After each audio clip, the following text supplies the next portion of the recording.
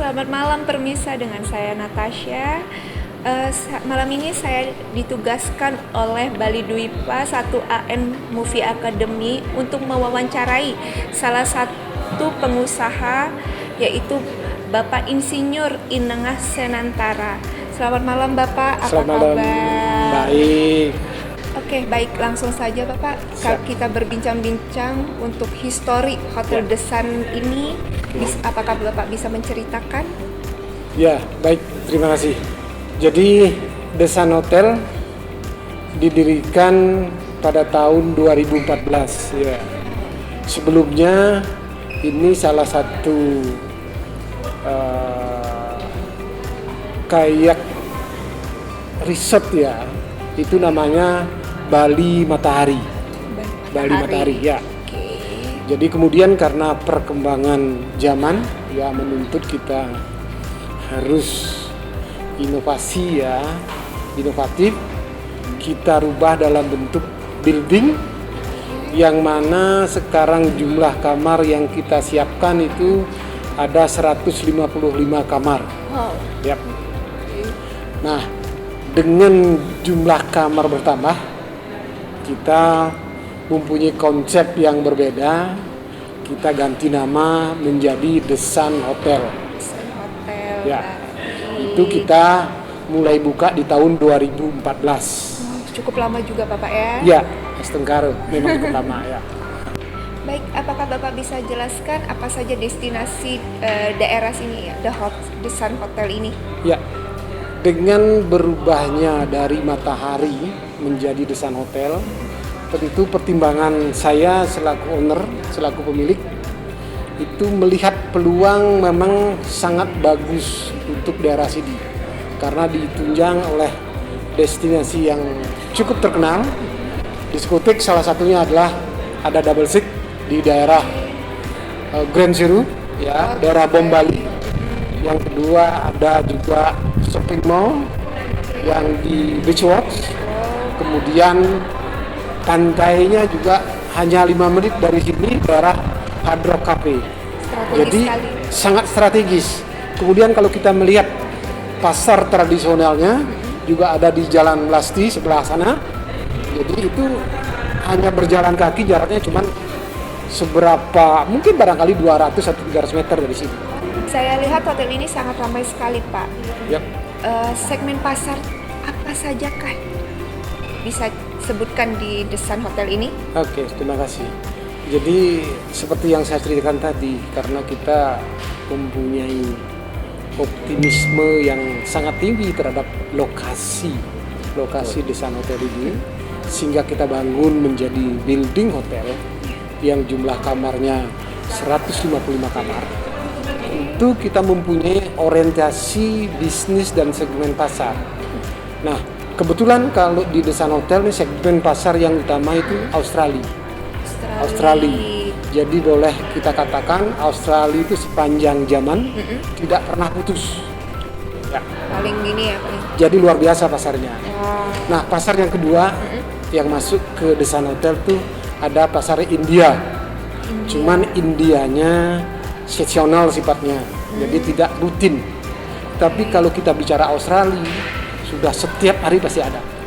Selalu ya. Selalu ada.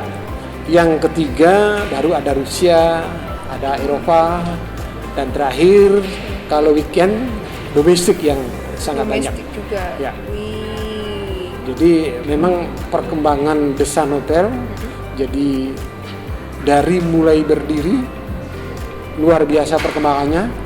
Cuman karena COVID melanda 2,5 tahun kita memang hampir semua properti mengalami persoalan. Bagaimana pandangan Bapak untuk pariwisata di Bali untuk kedepannya? Kalau kita di Bali ya, kebetulan basis pariwisatanya dasarnya itu budaya, adat, agama.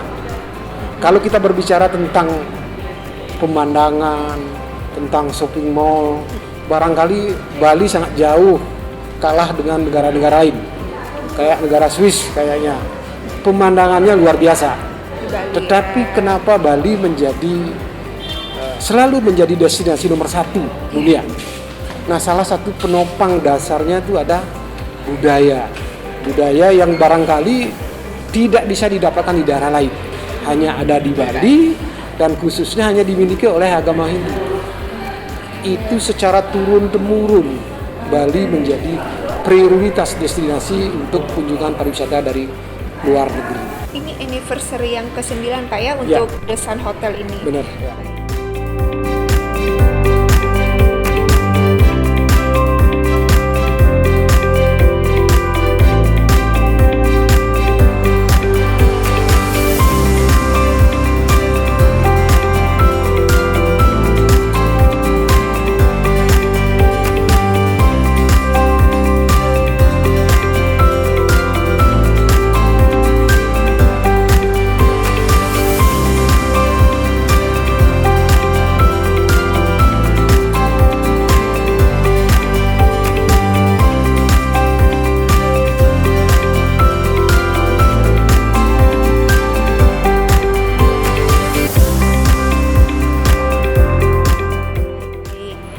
Bisa gini, harapan Bapak ke depannya pasca COVID-19 melanda khususnya Bali nih, apa nih? Oke, jadi COVID banyak mengajarkan kita, khususnya di Bali, bahwa ini adalah suatu musibah dan kapan dimanapun bisa terjadi. Nah, harapan saya khusus kepada pengelola, staf kita ada di sini, yang paling pertama itu harus fokus bekerja. Yang kedua, disiplin. Oh, iya. Yang ketiga, bekerja keras. Dengan modal dasar 3 hal yang saya sampaikan tadi, mudah-mudahan The Sun Hotel masih menjadi satu bagian terdepan untuk di daerah Lebak Bene ini namanya Gang Lebak Bene ya, menjadi salah satu destinasi untuk dikunjungi orang asing khususnya Australia. Itu harapan kita ke depan. Jadi servis harus menjadi prioritas utama. Bagaimana menghandle tamu yang check in sampai di kamar bahkan sampai check out sehingga mereka merasa ada kenyamanan di sini. Nah, ke depan harapannya mereka menjadi bagian yang repeater untuk datang kembali. Itu harapan kita. Baik. Bapak sebagai salah satu tokoh nih pariwisata di Bali, visi dan misi apakah Bapak untuk kedepannya? Ya, khusus untuk Bali ya, karena kebetulan basisnya yang dikenal tuh Bali adalah adat istiadatnya, ya, budaya, agama dan keanekaragamannya. Kalau ini bisa dipertahankan dengan diimbangi oleh regulasi dari pemerintah yang memihak kepada Bali, kita meyakini Bali tidak akan pernah ditinggalkan oleh wisatawan asing. Karena sekali lagi modal utama pariwisata Bali itu adalah budaya, adat istiadatnya yang merupakan sumber dari segala sumber pariwisata yang ada di Bali. Ya, itu. Saya yakin Bali tetap eksis. Sebelum kita akhiri, saya ingin mendengarkan sedikit nih Bapak Inengah Swarda selaku corporate management ya. Ya, benar. Bisa ceritakan sedikit untuk arah target marketnya nih untuk kedepannya The Sun Hotel ini. Selamat malam, sebagai praktisi pariwisata, saya yang juga bertugas di corporate management berharap untuk pariwisata ke depan khususnya di Legian tentu akan kita mengacu kepada quality service dan inovasi produk. Tren market yang berubah saat ini setelah COVID-19 mungkin telah mengajarkan kita atas potensi-potensi yang kita mau garap untuk meningkatkan profitabilitas bisnis di kemudian hari untuk The Sun Hotel & Spa. Pemirsa, karena waktu sudah memisahkan kita, saya Natasha dan Bapak Insinyur Inengah Senantara pamit undur diri. Terima kasih, salam pariwisata. Terima kasih.